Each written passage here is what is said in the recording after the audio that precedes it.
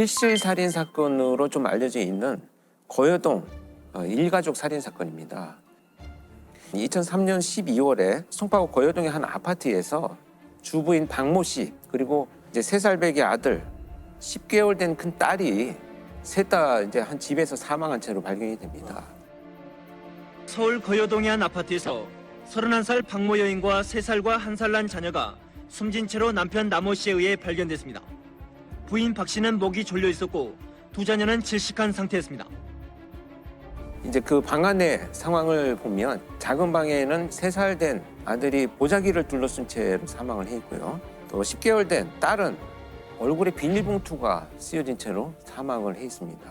그리고 그 방문 난간에 빨랫줄이 연결되어 있는데 거기에 피해자가 목을 맨 채로 사망을 해 있습니다. 그래서 발견이 된 건데요.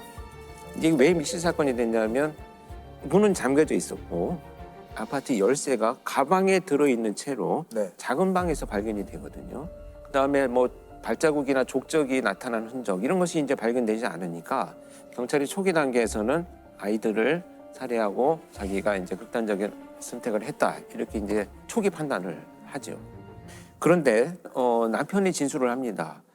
도무지 우리 가족은 그동안에 살면서 이렇게 그만한 갈등도 없었다.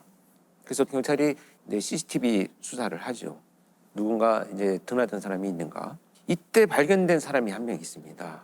이 사람이 누구냐면 이 사망한 피해자 박모 씨의 고등학교 동창인 이모 씨입니다.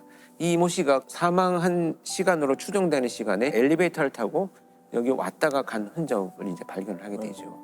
그래서 이제 참고인으로 조사를 하기 시작을 하는데 이 이모 씨가 조사받는 수사관 앞에서 옷소매를 내리면서 자기 손등을 가리는 행위를 합니다. 손을 왜 그렇게 자꾸 가리느냐 이렇게. 라고 봤더니 빨랫줄에 융선이 이렇게 나타나 있었던 거예요. 그리고 그 빨랫줄이 쓸려 있던 이런 선이 발견이 됩니다. 줄로. 그래서 이 경찰관이 이 여성의 집에 이제 압수수색을 가게 됩니다. 근데 이 압수수색을 갔더니 이 여성의 집에서 일기장이 나왔는데요. 이 일기장 안쪽에 종이 한 장이 발견이 됩니다. 이 종이에는 어떻게 살해할 것인가를 계획한 계획서가 발견이 되죠.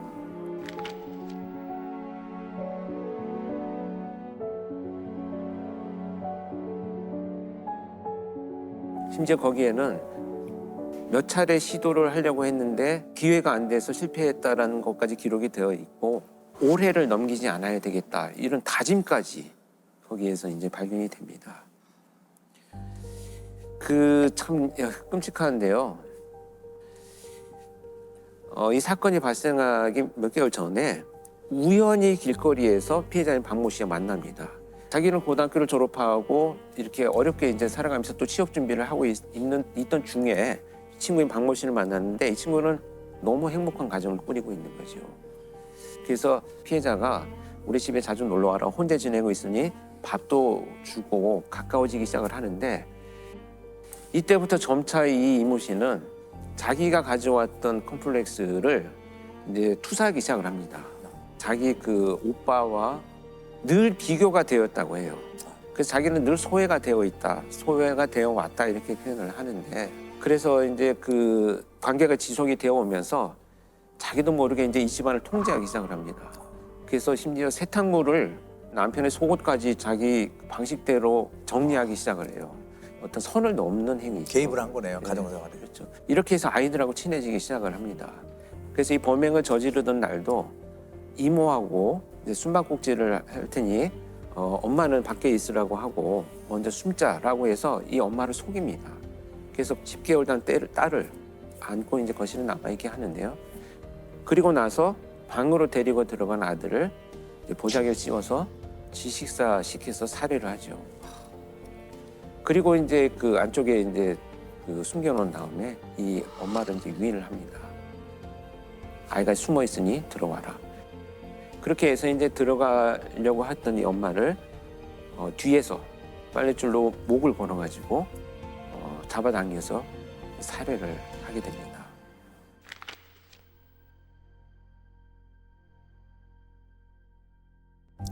근데 이 어머니가 그렇게 목이 졸렸을 경우에는 대부분 굉장한 그렇죠. 저항을 반항문이 하고 있죠. 네. 그런데 지금 이 시신을 부검할 때 보니까 또렷하게 한 줄만 나와 있던 거예요. 또 자기가 목을 매달려 있는 문짝을 두드리면서 한쪽 손에만 멍이 좀 들어 있고요. 왜 이런 일들이 벌어졌는가 했더니 그렇게 목을 졸려서 죽어갈 때 이 박모 씨는 10개월 된 아이를 안고 있었던 거예요.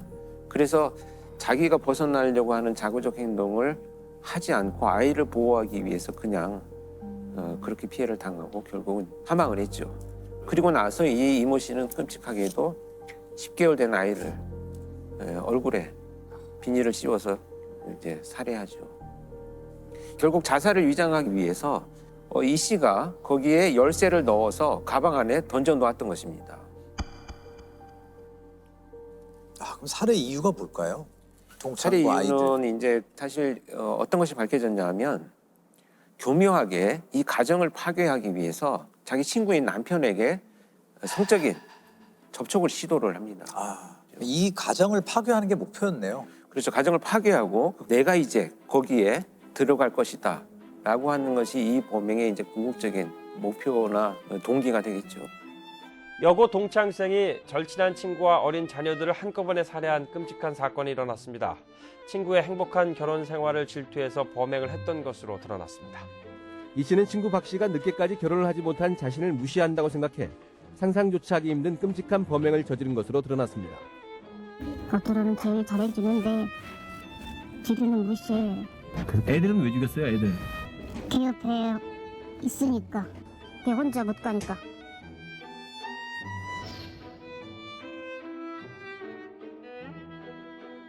아, 그 우연한 만남이 없었으면 좋았을 것을. 거리에서 만났던 그렇죠. 사실 그렇게 보면 어떻게 보면 범죄는 그렇게 선의를 베푸는 사람들이 꼭 피해를 입는 경우들이 많아서 결국은 더 뭐 안타깝고 우리가 분노하는 부분이기도 하죠. 결국 이제 아까 염려인 사건처럼 이 두 범죄의 대표적인 특징은 그 범행이 우발적이고 충동적인 것이 아니고 자신이 처한 상황을 벗어나기 위해서 굉장히 치밀하고 계획적이었다라는 특징이 있습니다. 그리고 자기 목표를 이루기 위해서 사람의 목숨을 도구로 쓸 수도 있지 않나 이런 특징들을 발견을 했던 사건입니다. 지금도 프로파일러들은 사건이 다 끝나면 맨 마지막 작업으로 항상 이런 그 면담을 몇 시간 동안 해서 그들이 갖고 있는 모든 문제점들을 다 밝혀내고 나서 우리가 예방을 하기 위해서는 지금 무엇을 접근해야 되겠느냐, 지속적으로 연구를 할 수 있는 시스템을 구축하거나 만드는 것도 필요하지 않겠나, 이런 것이 이제 목표가 되어야 되겠죠. 인분 교수 사건이라는 게 있어요. 네. 인분 교수 가혹행위 사건이라는 게 있는데 그 경기도에 그 모 사립대학에 있던 장모 교수가 있었는데 직원을 학대하고 했던 사건이에요. 제가 A 씨라고 할 텐데 이 A 씨가 여기 와서 한 2년 동안 상상을 초월한 그런 학대를 당하게 됩니다. 더 안타까웠던 일은 다른 직원들까지도 장 교수와 합심하여 더하면 더했지 덜하지 않은 그런 학대를 하게 되는데 제자를 상습적으로 폭행하고 심지어 인분까지 먹인 현직 대학 교수가 구속됐습니다. 한 인터넷 방송 화면입니다. 컴퓨터 앞에 앉아있는 남성에게 누군가 업무를 지시합니다.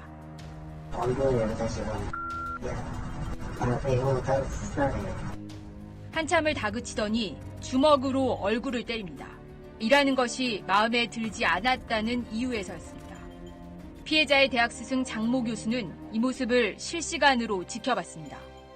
장 교수는 자신이 대표를 맡고 있는 협회에 제자인 29살 김모 씨를 취직시킨 뒤 야구 방망이 등으로 때리고 호신용 스프레이를 얼굴에 뿌려 화상을 입히기도 했습니다. 김 씨에게 인분까지 강제로 먹였던 것으로 드러났습니다. 사실 이때 했던 이 학대가 내용이 너무나 이제 끔찍하고 해서 사람들한테 굉장히 이제 공분을 일으켰었는데 일을 시키면 잘 못한다고 하면서 뭐 다음에 심지어 뭐 너는 보면 뭐 이렇게 혐오감이 든다는 등 뭐 말도 안 되는 이유를 자꾸 걸어서 야구 방망이로 막 허벅지 이런 데를 구타를 했던 거예요. 너무 이제 심하게 이제 구타를 하는 바람에 병원에 입원을 하게 되고요.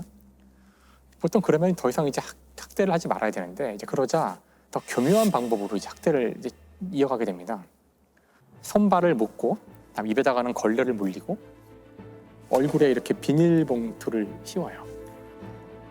봉투를 씌운 다음에 안에다가 호신용 스프레이 있잖아요. 이제 어떤 캡사이신보다 2~3배 이상 더 강하다는 그 최루액을 막 분사를 했다고 하더라고요.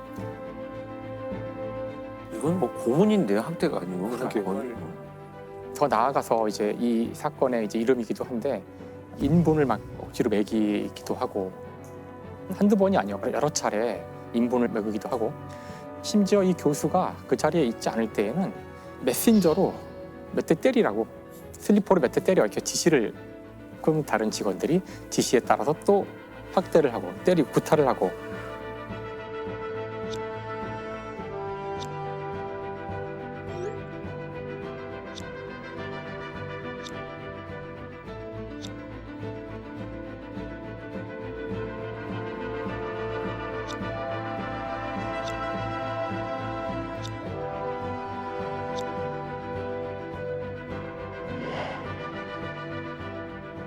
일을 하는 게 너무 마음에 안 들면 그냥 해고를 하지 왜 그렇게 괴롭히는 거예요? 아, 참. 가해자들이 A 씨를 감금하고 감시했다고 하더라고요. 그다음에 월급을 줘야 되는데 제때 안 주고 심지어는 뭐 제대로 일을 못했다고 벌금을 오히려 물려서 벌금으로 받은 돈이 4천만 원에 달한대요. 심지어 회사에 손해를 끼쳤다는 걸 인정하게 해서 1억 3천만 원에 달하는 채무 이행 각서 같은 거를 억지로 쓰게 만들어요. 실제로 그런 돈을 빌린 적은 없는데. 그렇죠. 억지로 이제 쓰게 하는 거, 채무이행 각서를 쓰게 하고 그 돈을 갚으라 그러면서 오히려 식당에 가서 아르바이트 하라고 막 떠밀기도 했다는 거예요. 그래서 식당에 가서 이제 아르바이트를 하게 되는데 아르바이트를 하다가 같이 일하는 동료에게 자신의 가혹행위를 이야기하게 되고 그 동료가 이제 설득을 그거 알려야 된다, 얘기해야 된다 얘기를 그래서 그 마음을 고쳐먹고 그 이후부터 이제 그 정보들을 수집하기 시작했다 그래요. 자신을 이제 가혹행위하는 정보들을 이제 차곡차곡 모아서 그 정보를 그 같은 동료에게 넘겨주게 되는데 동료가 그걸 사실을 이제 경찰에 신고를 해서 이제 밝혀지게 되는 거죠. 제자에게 인분을 먹이는 등 가혹행위를 한 혐의로 재판에 넘겨진 전직 대학 교수 장모 씨. 대법원이 장 씨에게 징역 8년을 선고한 원심 판결을 그대로 확정했습니다. 재판부는 또한 장 씨 등의 범행이 육체적 가혹행위를 넘어 정신적 살인행위에 해당한다고 판단했습니다. 이 때문에 가혹행위에 가담한 장 씨의 제자 3명에 대해서도 어떤 이유로든 합리화되지 않는다며 중형을 선고했습니다. 여기서 이제 우리가 한번 질문을 해야 될 것이 도대체 이 A 씨는 왜 이런 상황에서 이거를 계속 버티고 있었을까? 이 A 씨는 나중에 대학 교수가 되고 싶은 거예요. 근데 이 학계를 보니까 학계에서는 그 지도교수의 역할이 절대적이고 자기를 학대하고 있는 이 장모 교수도 가만히 보니까 다른 제자를 잘 밀어줘서 교수를 만들고 하는 걸 본 거죠. 그러니까 자기도 뭔가 힘들지만 이걸 끝까지 참고 잘 버티면 나를 도와서 학계에서 잘 되도록 해주지 않을까? 그 다음에는 이와 같이 학계라는 곳이 굉장히 폐쇄적인 곳이라서 여기서 한번 잘못 찍히면 그렇죠. 네. 내가 이 분야를 완전히 떠나야 되거나 살아남을 수 없을 것 같다. 이제 이런 두려움. 다는 아니겠죠. 당연히 많은 분들이 그렇지 않고요. 근데 저희가 몇 번 이야기했지만 폐쇄되고 그 안에서 권력이 주어져 있고 외부에서 잘 알 수 없는 그런 상황이 됐을 때 일부의 아주 소수의 사람이겠지만 그런 사람들은 여기서 아주 안 좋은 일을 벌일 수 있다는 거죠. 물론 야 그걸 당하느니 그걸 그만둬라 할 수 있겠지만 어떤 사람에게는 자신이 하는 그 연구나 일이 그래요. 자신에게 네. 다일 수 있잖아요. 여기 계신 분들 각자 자기가 하는 일이 단순히 그냥 뭐 밥벌이를 위해 하는 것이 아니라 자기 인생의 무언가를 이루기 위해서 하는 경우도 많은데 단지 내가 이걸 못 참아서 내 모든 걸 다 버리고 새로운 길을 가느냐? 이런 고민들을 할 수밖에 없거든요. 교수가 이제 본인 제자를 이런 식으로 범죄를 네. 가한 게 가장 악질적인 범죄 중에 하나라고 생각하는 게 피해자가 대학원생이고 논문을 쓰고 이 분야로 나아가야 될 사람들이 주로 있는 데인데 학생들은 특히 논문을 교수가 통과시킬 수 있는 절대적인 권한을 가지고 있기 때문에 이 친구들이 다른 데로 갈 곳이 없어요. 그래서 사실은 그 이 교수와 학생 사이의 관계를 교수한테 전체로 맡기거나 학교에 그냥 맡기는 거는 좀 아니라고 생각해요. 이건 어디 가서 이야기하기도 쉽지 않고 지도교수를 변경하는 것도 쉽지가 않아요. 변경하는 것만으로도 찍힐 수가 있어요. 쟤는 뭐가 문제가 있나? 그러니까 이 모든 것이 다 너무 학생한테 불리하게 돼 있기 때문에 뭔가 모니터링할 수 있는 학생들의 권익을 더 보호할 수 있는 장치를 더 만들어야 돼요.